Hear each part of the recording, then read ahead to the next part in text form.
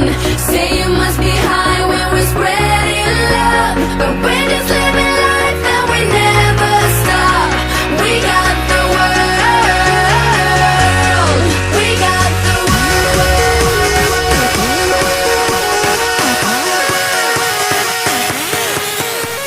Sigmund Freud, who is he? Beliau dikenal sebagai bapak psikoanalisis.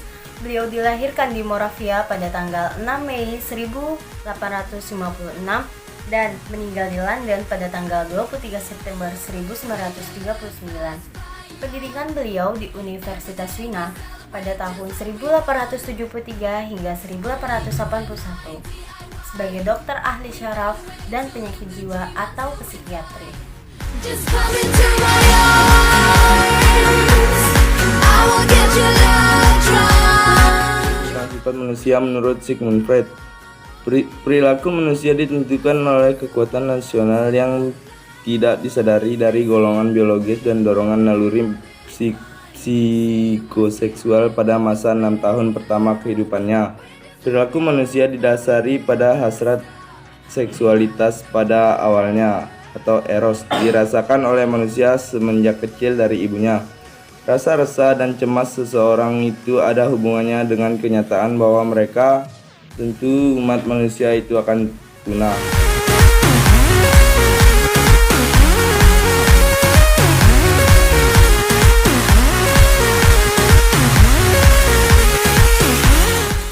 Tiga aspek kepribadian. 1. Age, yaitu aspek biologis dan original dalam kepribadian. 2. Ego, yaitu aspek psikologis dan timbul karena kebutuhan untuk berhubungan dengan dunia nyata. 3. Super ego, yaitu aspek sosiologi kepribadian dan berhubungan dengan nilai dan norma.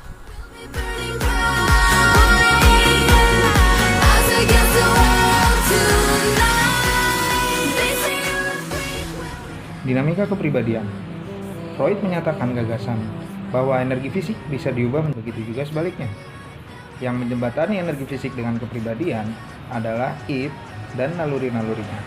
Apa itu naluri?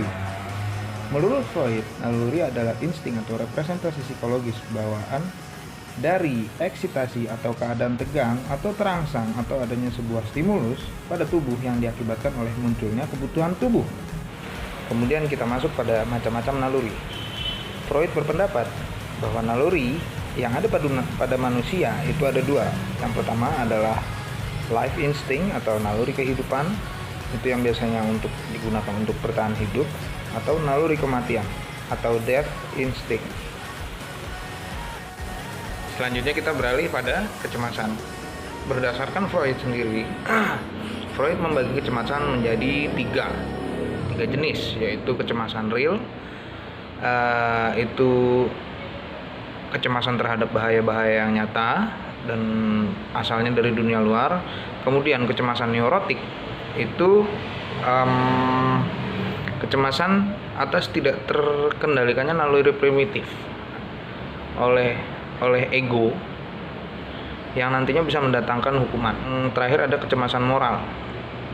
Kecemasan moral itu timbul akibat tekanan dari ego dan superego dari individu yang telah melakukan tindakan yang sudah melanggar moral. Dan kemudian kita akan membahas mekanisme pertahanan ego. Menurut Freud sendiri, mekanisme pertahanan ego adalah strategi yang digunakan individu untuk mencegah kemunculan terbuka dari dorongan id.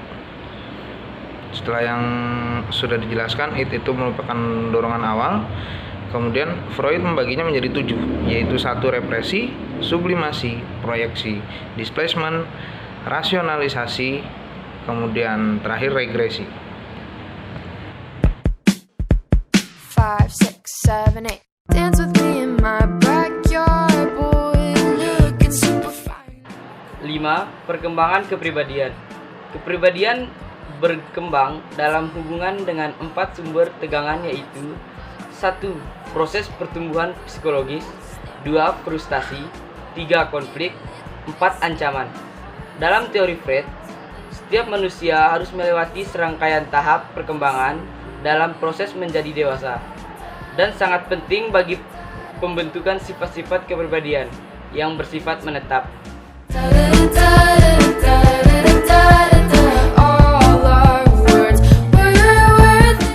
Mekanisme pertahanan ego dibagi menjadi 3. Yang pertama penekanan atau represi, yang kedua proyeksi, dan yang ketiga introyeksi. Pertama penekanan atau represi. Freud menyatakan kepribadian manusia dibagi menjadi 3. Yang pertama alam sadar atau kesadaran, yang kedua alam setengah sadar atau prasadaran, dan yang ketiga adalah alam ketidaksadaran atau tidak sadaran. Kedua, proyeksi. Proyeksi yaitu ketika kita melihat dorongan atau perasaan orang lain yang tidak kita sukai. Padahal dorongan atau perasaan tersebut berasal dari ego dan diri kita sendiri. Proyeksi yang paling ekstrim adalah paranoid. Ketiga, introyeksi. Introyeksi merupakan mekanisme peleburan sifat-sifat positif yang dimiliki orang lain ke dalam ego kita sendiri. All our words were worth it. Dancing around like a clown at the circus.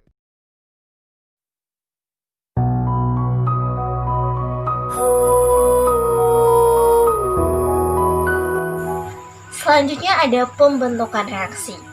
Pembentukan reaksi ini menyembunyikan naluri dari kesadaran dengan mempergunakan lawannya.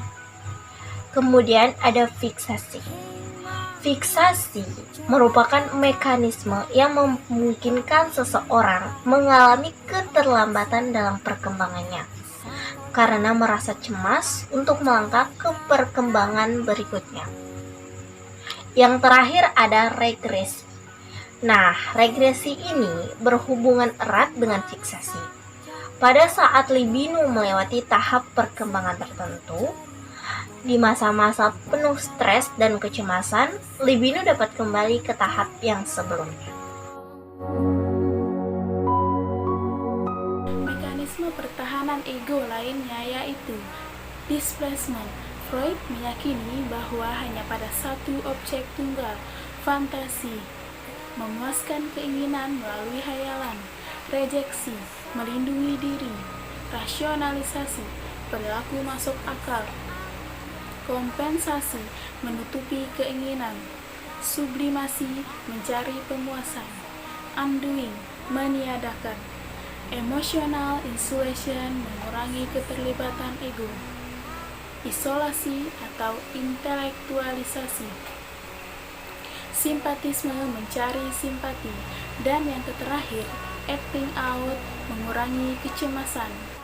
Yang istimewa, ku percaya selalu ada sesuatu di Jogja. Dengar lagu lama ini katanya, izinkan aku pulang ke kotamu. Ku percaya selalu ada sesuatu di Jogja.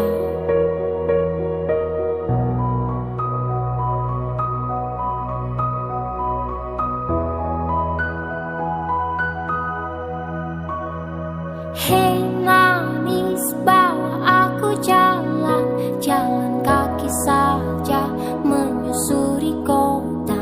Ceritakan semua ceritamu padaku. Ya Jakarta